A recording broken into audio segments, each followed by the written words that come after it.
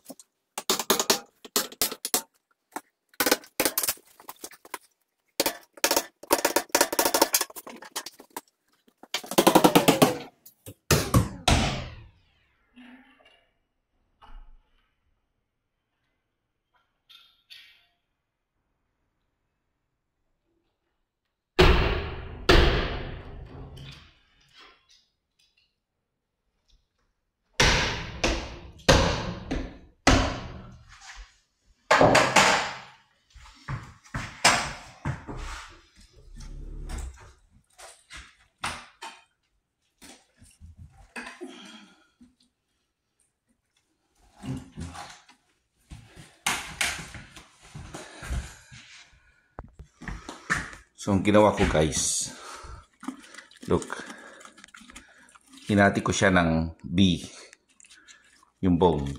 Tapos ngayon, hihilain mo na siya yung bone. Ito, gitna.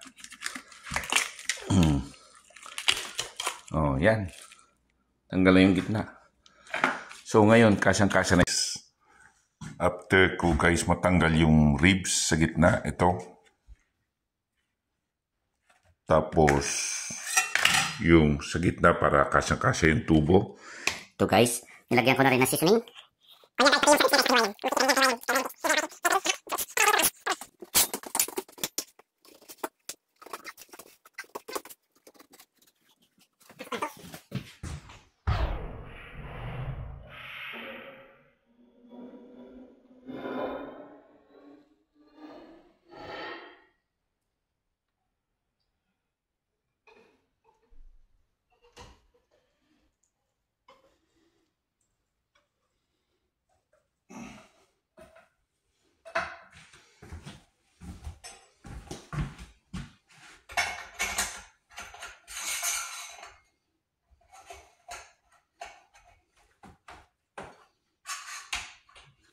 Yan, tapos tatayin na guys.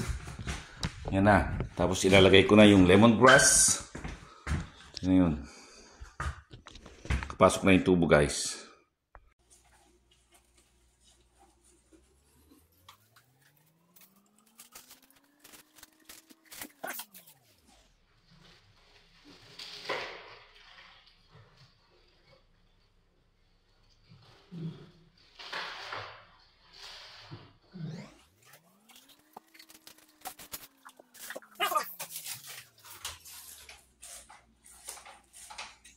Nalagyan na ng garlic yan, yung mga yan nilagay ko.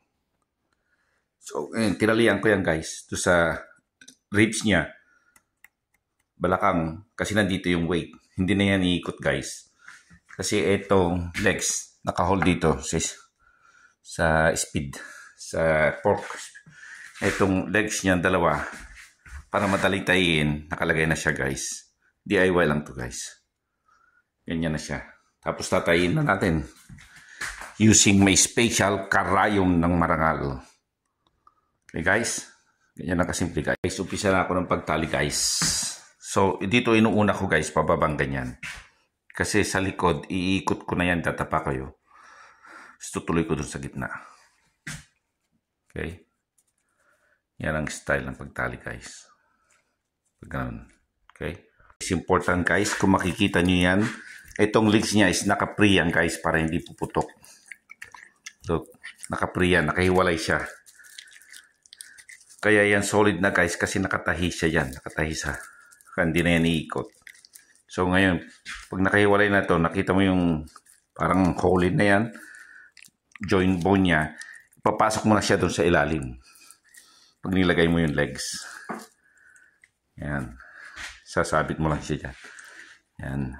Hindi mo na siya ibabalik dun sa cup para malambot na malambot. Nakalagay yung legs niya dun. Split fork. Tapos yung legs niya nakalagay din dito. That's it. Nakatahi na lahat. Dadali na natin dun guys. Guys, bibigyan ko kayo ng idea. What's this? Tanggalin natin ang takip. Pag natanggal ang takip,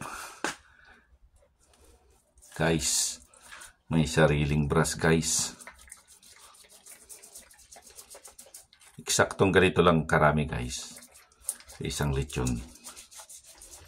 Walang masasayang masyado, guys.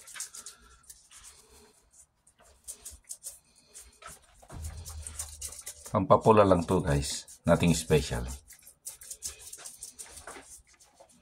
Maganda ng kulay mamaya, guys.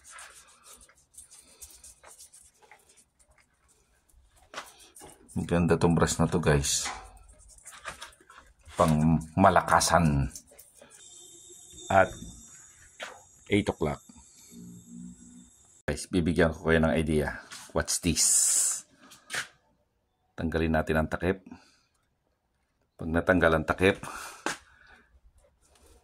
guys, may sariling brush, guys. Eksaktong ganito lang karami, guys. Sa isang lechon. Walang masasayang masyado, guys.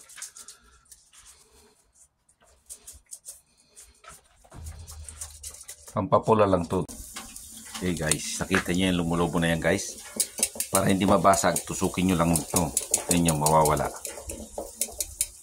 Yan. Oh, yan. Ano lang. Tusukin nyo lang ganyan, guys. Palabasin nyo lang yung oil. Skin lang, tusukin nyo, guys. Tignan nyo, wala na yung lumulobo. Wala na. Ganda na yung kulay, guys. Oh, yan, oh. Tignan nyo. Wala na. Matusok lang ng konti. After 1 hour, sinalang ko yan ng alas 8. Now it's 9 AM.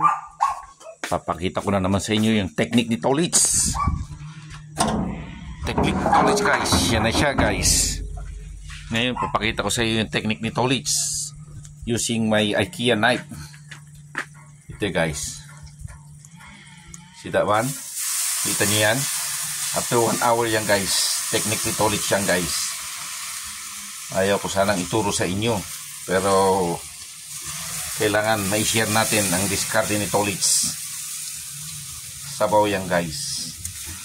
Pag hindi mo tatanggalin yan, hindi yan maluluto ang loob, guys. Matagal maluto. Tingnan nyo, guys, yung sabaw na yan. Okay, you ready, guys? You ready? Yan. Tulo siya yan. Ayan na. Ayan na. Ayan na. Ayan na.